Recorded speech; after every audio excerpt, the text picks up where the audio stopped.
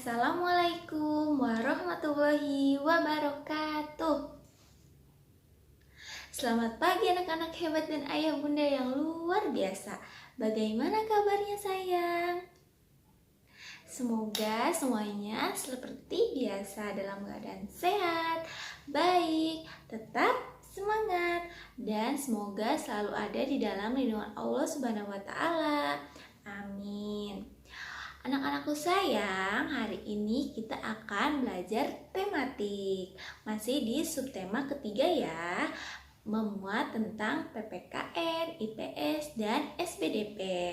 Oke sayang, sebelum memulai pembelajaran, kita berdoa terlebih dahulu yuk. Seperti biasa, ibu guru yang memimpin ya.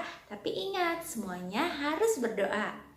Baik sayang, marilah kita berdoa agar pembelajaran hari ini dapat bermanfaat bagi kita semua. Berdoa dalam hati, dimulai.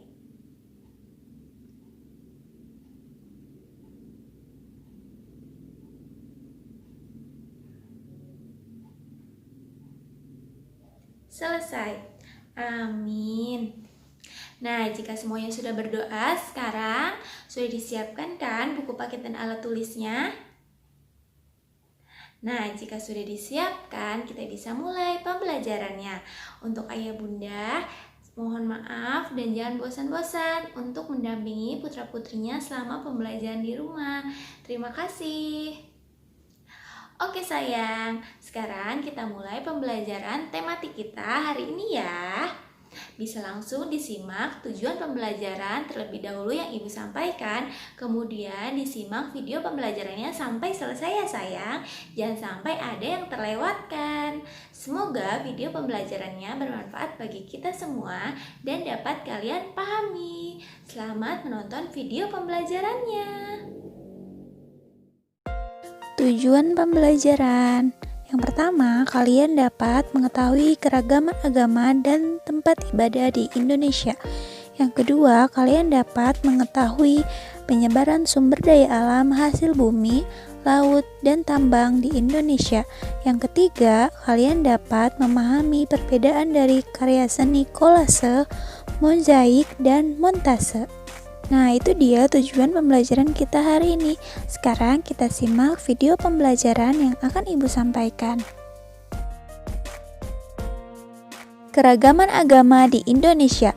Bangsa Indonesia terdiri atas berbagai macam suku, ras, budaya, dan agama yang berbeda-beda. Ini dikarenakan Indonesia merupakan negara kepulauan. Kita sebagai warga negara yang baik harus mempunyai sikap toleransi atas perbedaan tersebut, agar terjalin rasa persatuan dan kesatuan bangsa. Jenis-jenis agama dan tempat ibadah di Indonesia. Ada 6 agama yang diakui secara resmi di Indonesia, di antaranya Islam, Kristen, Katolik, Hindu, Buddha, dan Konghucu. Yang pertama, Islam. Nama tempat ibadahnya yaitu masjid, kitab sucinya Al-Quran, dan nama hari rayanya Idul Fitri. Yang kedua, ada Kristen. Nama tempat ibadahnya gereja, nama kitab sucinya Injil, dan nama hari rayanya Natal. Yang ketiga, Katolik. Nama tempat ibadahnya gereja, kitab sucinya Injil, dan nama hari rayanya Natal. Yang keempat, Hindu. Nama tempat ibadahnya Pura, kitab sucinya Weda, dan nama hari rayanya Nyepi. Yang kelima, ada Buddha. Nama tempat ibadahnya Vihara, nama kitab sucinya Tripitaka, dan nama hari rayanya Waisak. Dan yang keenam, ada Konghucu. Nama tempat ibadahnya Klenteng, nama kitab sucinya Wujing dan Sihu, nama hari rayanya Imlek. Nah, berikut ini nama-nama hari besar keagamaan. Dalam Islam, hari besarnya ada Idul Fitri, Idul Adha, Tahun Baru Islam, Maulid Nabi, dan Isra Miraj. Nah, untuk agama Kristen ada hari raya besar Natal, Paskah, dan kenaikan Isa Al-Masih. Dan untuk Katolik, ada hari besar keagamaan Natal, Paskah, dan kenaikan Isa Al-Masih. Untuk Hindu, hari besarnya seperti Nyepi, Galungan, dan Kuningan. Untuk Buddha, hari besarnya ada Waisak, Asada, dan Atina. Nah, untuk Konghucu ada Imlek dan Cap Gome. Nah, itu dia nama-nama hari besar keagamaan. Setiap hari besar keagamaan memiliki makna tersendiri bagi umat yang merayakannya. Setiap umat beragama harus saling menghargai keagamaan hari besar keagamaan. Sikap toleransi antar umat beragama. Berikut adalah contoh sikap toleransi antar umat beragama. Yang pertama, menghormati tetangga yang merayakan hari keagamaan. Yang kedua, meminjamkan halaman sebagai tempat parkir tamu tetangga yang merayakan hari raya keagamaan. Yang ketiga, menjenguk tetangga walau berbeda agama yang sedang sakit. Yang keempat, menyapa dengan santun ketika bertemu tetangga yang berbeda agama. Bergaul dengan semua teman tanpa memandang agamanya serta saling menghormati dan menghargai antar pemeluk agama membuat kita dapat menjaga kerukunan beragama serta kehidupan bermasyarakat pun akan terjalan harmonis. Oke sayang, sekarang kita akan belajar persebaran sumber daya alam di Indonesia. Berikut penyebaran hasil bumi dan laut di Indonesia. Yang pertama, persebaran hasil pertanian. Seperti padi, persebarannya ada di Aceh, Sumatera Barat, Sumatera Selatan, Jawa, Sulawesi Selatan, Sulawesi Utara, dan Nusa Tenggara Barat. Sedangkan untuk jagung ada di Jawa, Wonosobo, Semarang, Jepara, dan Rembang. Ada di Jawa Timur dan Sulawesi dan sekitar Danau Tempe. Ada juga ubi kayu atau singkong di Sumatera Selatan, Lampung, Madura, Jawa Tengah, dan Yogyakarta. Sedangkan jika kacang tanah penyebarannya yaitu di Riau, Sumatera Barat, Jawa Tengah, Jawa Barat, Bali, dan Nusa Tenggara Barat. Kedua, ada persebaran hasil perkebunan.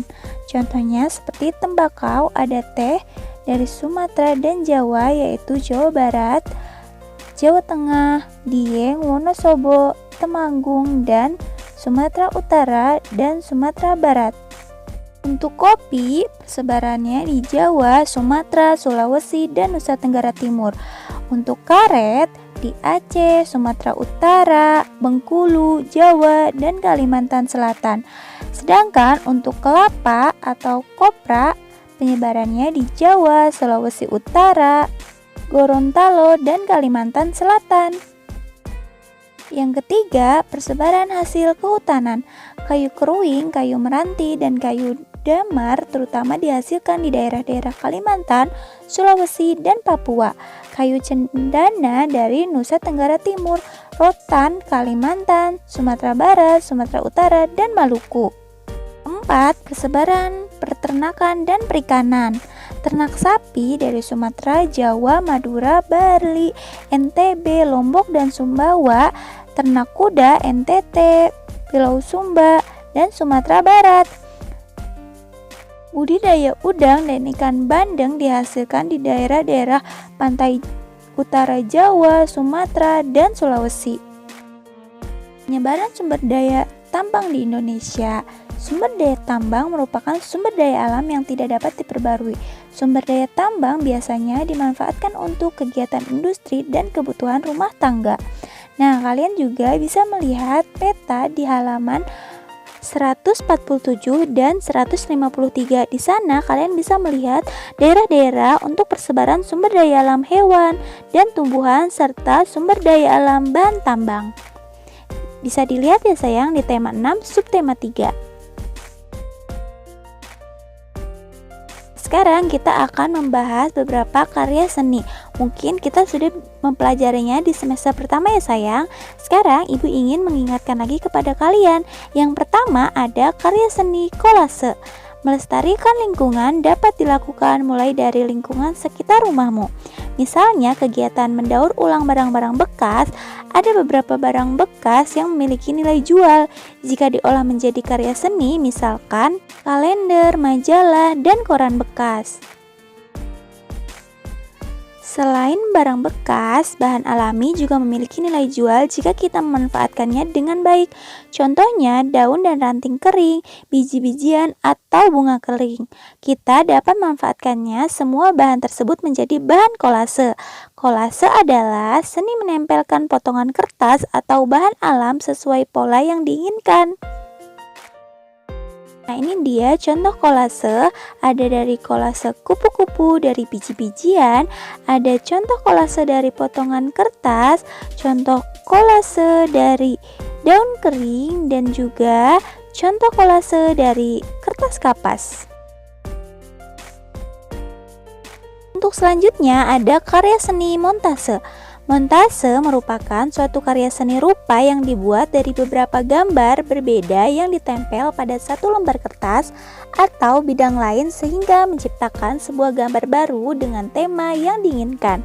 Nah, contohnya seperti gambar yang di samping ini ya. Gambar-gambar bahan montase bisa berupa gambar dari majalah, koran, foto, atau bahan lainnya. Gambar-gambar itu diatur dan ditempel sedemikian rupa sehingga menghasilkan gambar baru yang bermakna. Kamu dapat membuat karya montase bersama teman-temanmu. Dan yang terakhir ada karya seni mozaik. Mozaik adalah karya seni rupa yang dalam pembuatannya menggunakan potongan bahan yang dipotong atau sudah berbentuk. Bahan-bahan tersebut kemudian disusun dan ditempel pada sebuah bidang datar menggunakan lem. Bahan-bahan yang dapat ditempel tersebut antara lain biji-bijian, kulit telur, pecahan keramik, potongan kayu, dan potongan kertas. Contohnya seperti gambar di samping ini ya sayang. Untuk kesimpulannya, yang pertama, ada 6 agama yang diakui di Indonesia, yaitu Islam, Kristen, Katolik, Hindu, Buddha, dan Konghucu. Setiap agama memiliki tempat ibadah dan hari besar keagamaan masing-masing. Yang kedua, sumber daya alam di Indonesia dapat disebarkan ke berbagai macam daerah yang ada di Indonesia. Yang ketiga, karya seni montase, mozaik, dan kolase dapat kita manfaatkan dari bahan-bahan alam dan barang bekas yang ada. Sekarang untuk tugasnya. Yang pertama, kalian tuliskan 3 agama yang ada di Indonesia beserta kitab suci dan hari besarnya. Cukup ditulis 3 saja ya sayang, tapi jangan lupa sertakan kitab suci dan hari besarnya. Yang kedua, buatlah salah satu karya seni dari montase atau kolase atau mozaik dari bahan-bahan yang ada di rumah kalian. Jadi jangan buat yang sulit ya, jika tidak ada bahan-bahannya gunakan yang ada saja di rumah.